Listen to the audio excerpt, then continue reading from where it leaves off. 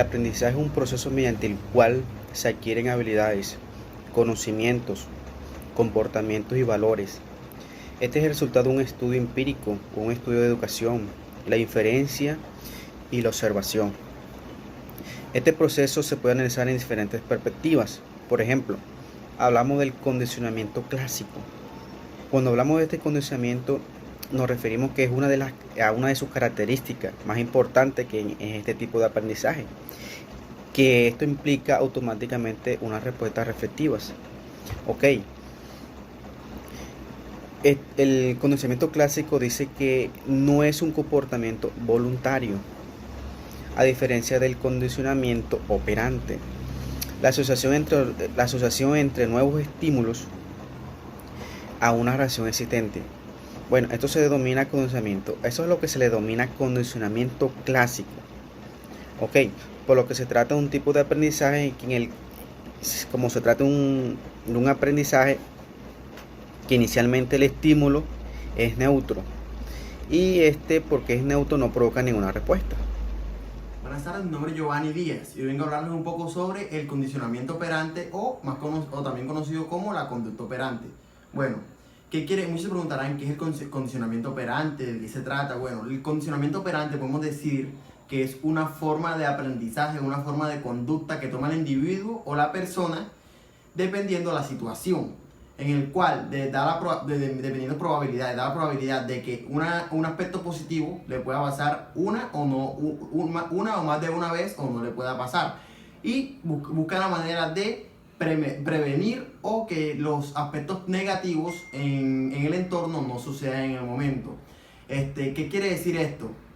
Que el condicionamiento operante es algo contrario al condicionamiento clásico, en el cual se basa en su reacción o en o la reacción o la acción de la persona mediante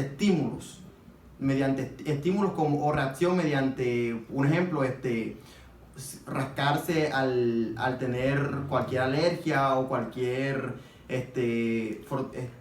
picadura en el cuerpo, o simplemente acciones fisiológicas como que un perro o un cachorro persiga a cualquier animal, o la ansia de cazar conejos.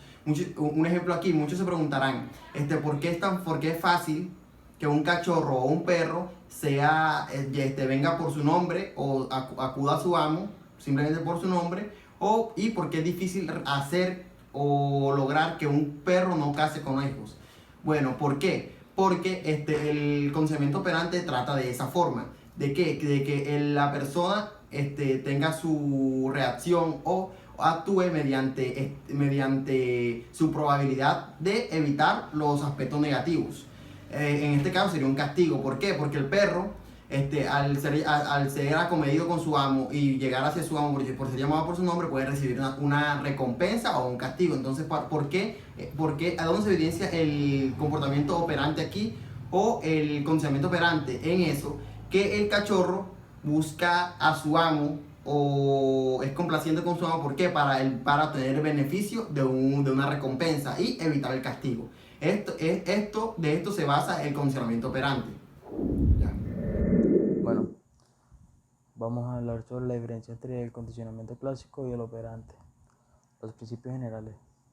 En el clásico es la asociación entre dos estímulos y uno nos indica la aparición del otro. En cambio, el operante nos indica que el comportamiento se da a través de las consecuencias del pasado.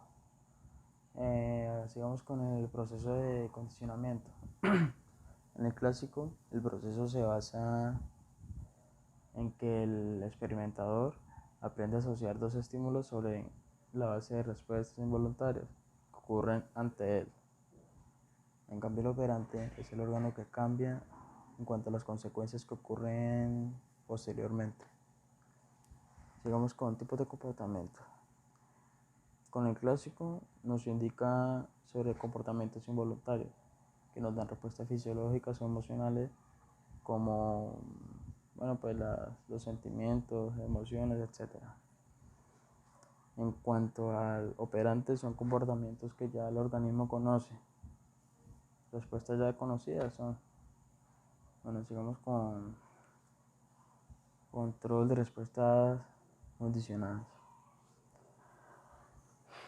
El condicionamiento clásico son manejadas por estímulos. En cuanto al operante, son manejadas por el mismo organismo. Vamos a definición de estímulos. El condicionamiento clásico define los estímulos como condicional e incondicional. En cambio, el operante los generaliza.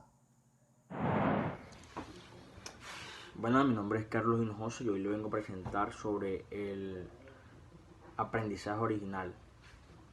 El aprendizaje original se vería severamente limitado si las respuestas aprendidas solo fueran provocadas o emitidas en presencia de los estímulos específicos que estuvieron presentes en el entretenimiento. Ya hemos visto cómo es el aprendizaje que pueden extenderse a diferentes situaciones. Aquí vemos cómo el aprendizaje original constituye la base para el nuevo aprendizaje en el conocimiento clásico o un estímulo condiso dado a la existencia que se aprea en un nuevo estímulo para producir una nueva respuesta condicionada, y esto se denomina como el conocimiento de orden superior. Esto es básicamente un resumen de lo que quiso decir el aprendizaje original. Buenas tardes, mi nombre es Marta Liliana Granados Sepúlveda. Hoy les voy a hablar sobre el aprendizaje cognitivo o aprendizaje cognoscitivo.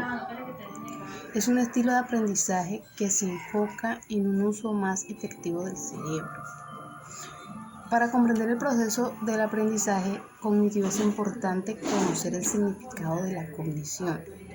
Cognición es el nombre del proceso mental mediante el cual se obtienen conocimientos y comprensión a través de los sentidos.